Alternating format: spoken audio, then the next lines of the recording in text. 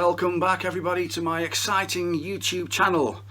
This is video number, whatever the number is, I can't remember because I've not looked at my YouTube channel prior to just quickly filming this. So I think it might be video number 6 or 7, I can't remember. But it's categorized as one of my video number whatever in my About My Guitars sort of video series. I've slowed down a little bit because I've ended up getting a job, so I'm working in the day sort of from home. So I kind of got a little bit less time.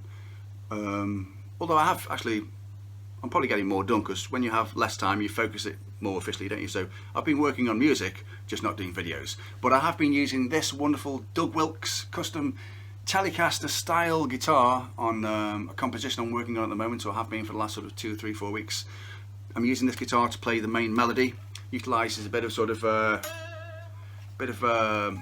Alan Murphy sort of whammy bar kind of style stuff, or I just use a whammy bar on it in my own way. But however I have been influenced by whoever, it just is what it is. So I thought, why not do a quick video before I go for a cycle in a second to demonstrate this guitar, just for a change. I'm blabbing on. So let's listen to the 60 seconds of music that I've done, and then we'll talk about the guitar after. Okay, here comes the music.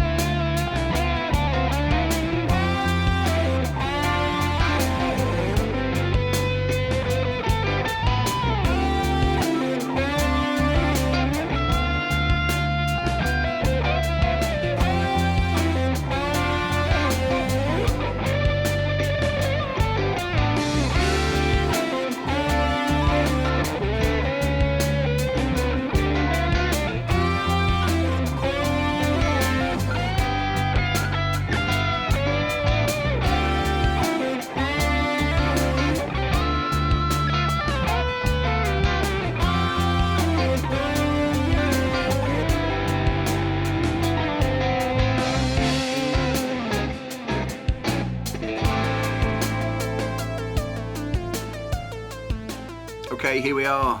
We've heard the little track, 60 seconds of me playing. I will first of all just say that track initially started when I did a bit of sitting on the sofa about 6 weeks ago, did a little bit of playing, just recorded it for something to do, put on Facebook just for something to do, and then I quite liked the melody I came up with, and I've turned that into a bit of a track. I thought, because I wanted to have a break from doing the videos and actually do some music, which is what it's all about. So I thought I'd do a 3-track, little instrumental EP, which I can get done within the next sort of 2 or 3 months, just for something to do, and then I can kind of put it on Spotify and sort of, you know, all that nonsense. So it's just something to do. So that's why I haven't done as many videos. I've actually been doing music, which is what it's all about, really, isn't it?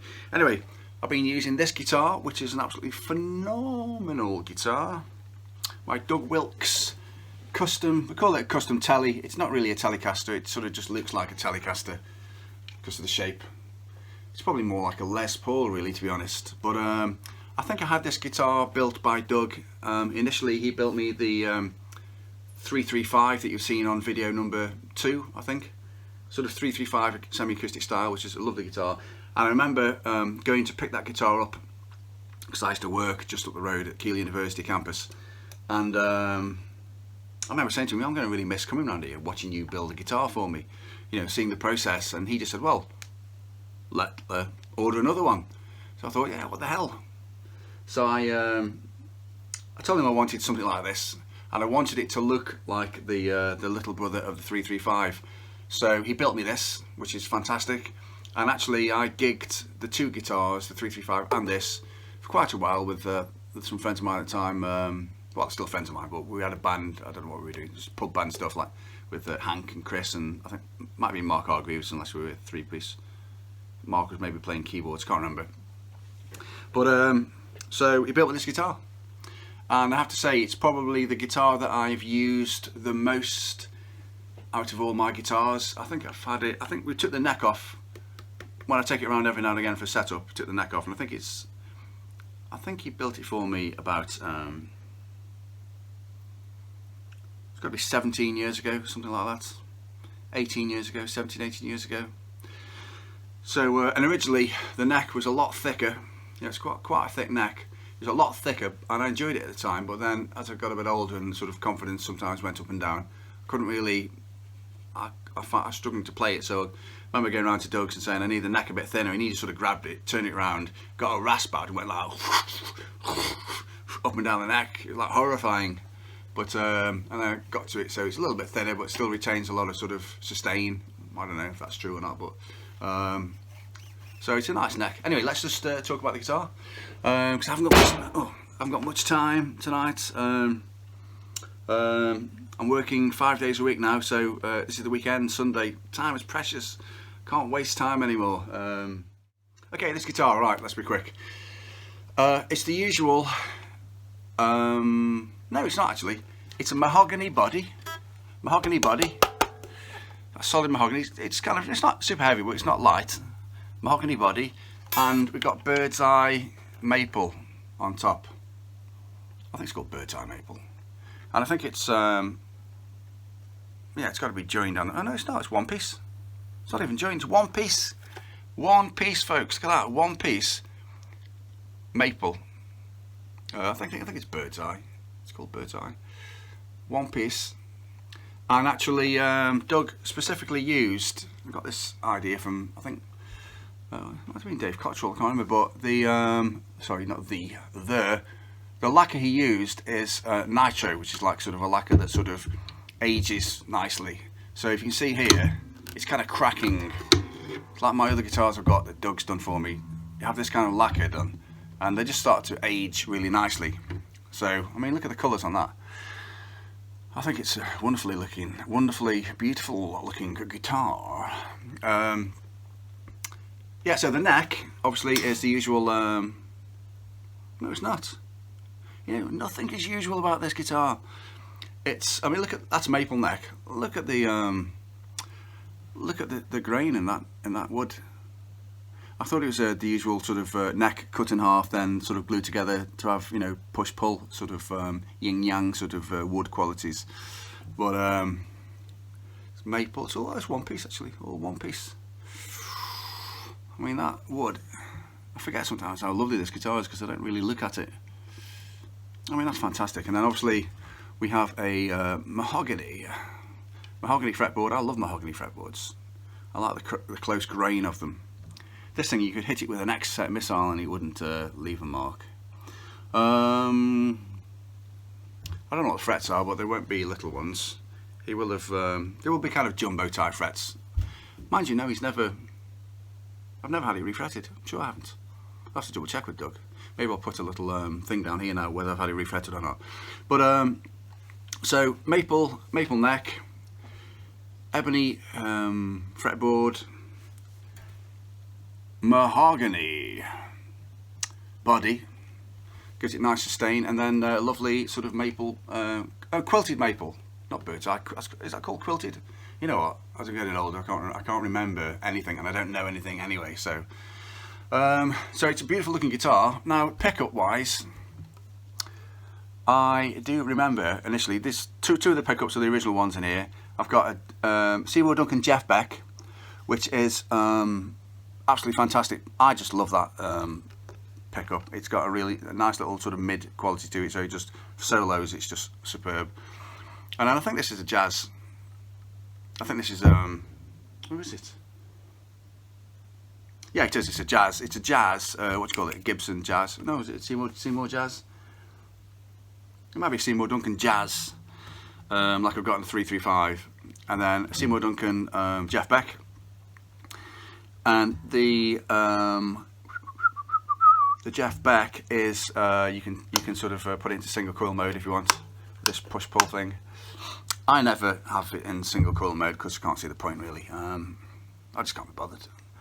And then here I did originally have it's a Seymour Duncan obviously because it says it on it, but I did have some kind of, it wasn't a hot rails, but it was something like a Fat Texas something or other that went there, but I found it a little bit too too high output. So I think this is, if I remember rightly, I replaced it quite a few years ago with a Cool Rails. I think it's a Seymour Duncan. Jesus Christ! I've just ate about 10 digestives before I came down here to do this. Seymour Duncan Cool Rails. So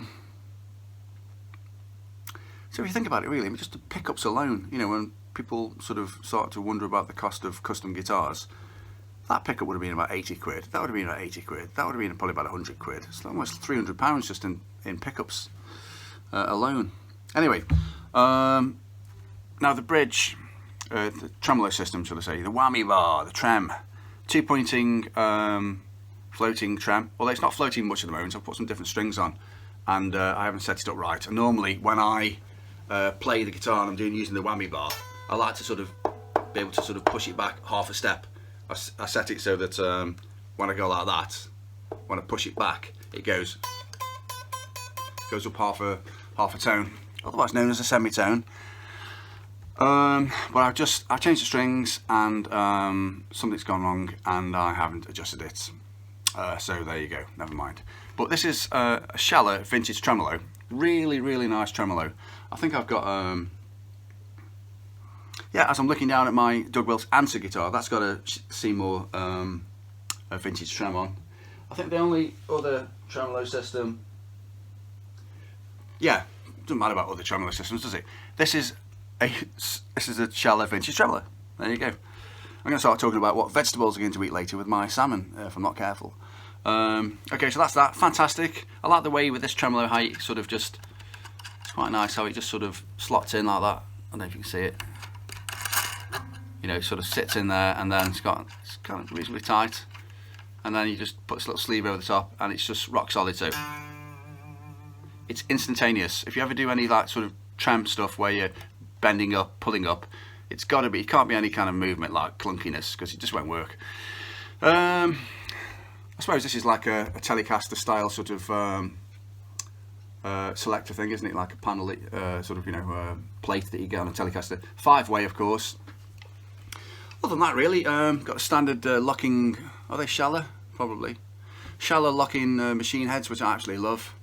There's no sort of slither of veneer on the front. It's just, obviously this is a one-piece neck, so you've got that lovely sort of, what do you call it, tiger stripe? I don't know, but all the way through. And then you've got is that an older incarnation of Doug's logo? I'm not sure. Anyway, this guitar is an absolute beauty, and I've played it on lots and lots of gigs. It's gone around the world with me playing to different places, and I would have to say that I have actually been reassessing all the various guitars I've got in the last few weeks, and you know, like most guitar players, you kind of think for a second, I'm going to get rid of everything. I'm going to get rid of 90% that I own, because I don't play. You know, you don't play 95% of the guitars that you own, because you haven't got time. You just favour 1, 2 or 3 guitars. So this one, though, if I was to, you know, if I had to make a choice, it would be, this would probably be my first guitar. I could probably do pretty much any gig on this, apart from like when I'm recording. Obviously, you use slightly different guitars for different sounds, like a bit of for slightly different textures. So like you know, this covers all the humbucker sort of sounds I need with the Jeff Beck, and with it being mahogany, it's kind of quite middly. But obviously, I still use I use a Strat for that sort of cleaner sound, because this can't get. So one thing that used to bother me about it when I was last using this in a band with some friends, and you just can't get that sort of stratty sound. But then I remember thinking to myself, well, why am I bothered? Who's, you know, nobody's going to run to the front of the stage with a 12 gauge shotgun and say that isn't good enough. Sort it, are they? You can worry too much about what you do as a amateur musician.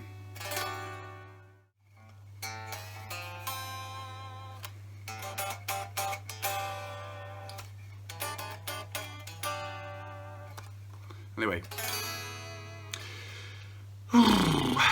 sorry if I'm not the usual sort of exciting self tonight. A little bit burnt out. Work tomorrow. That's it. That's it.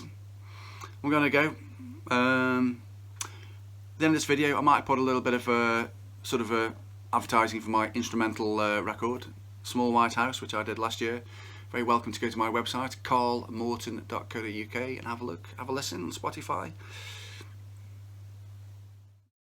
Okay, here we are, the end of video number 6. Doug Wilkes Custom Telecaster shape style guitar. Wonderful guitar. Hope you've enjoyed my sort of pathetic attempt at trying to show you a bit about it. I mean, it's beautiful. Yeah, this is probably my favourite guitar that I own. So hopefully I'll be still playing it for another sort of 10 or 20 years. But this guitar is all over this current instrumental track that I've composed and am recording. I'm not far off finishing it really. I've just got to do some more keyboard synth type stuff, and then I've got another 2 ideas that I'm going to whip together into sort of tracks that nobody will listen to. But it's a lot of fun for me. I don't envisage I will be making an impact in the world of international instrumental music, but you know what? It doesn't matter. I have a great time doing it, and as long as one person hears my music, one person listens to it, job done. It's a success. Right then, I'm going to go. I'm going to have some lovely salmon and some vegetables, beans, potatoes, carrots, maybe a bit of broccoli. You can have parsley sauce with salmon, can't you? Maybe we should get Columbo on this. He'll get back to me in just 1 minute. Right guys, I'm going to go. You take care, have as much fun as you possibly can do, and I'll see you soon for, well, I won't see you soon, I'll see you whenever for video number 7. No idea what it'll be or when I'll do it, but, you know, doesn't really matter, does it? Okay guys, take care.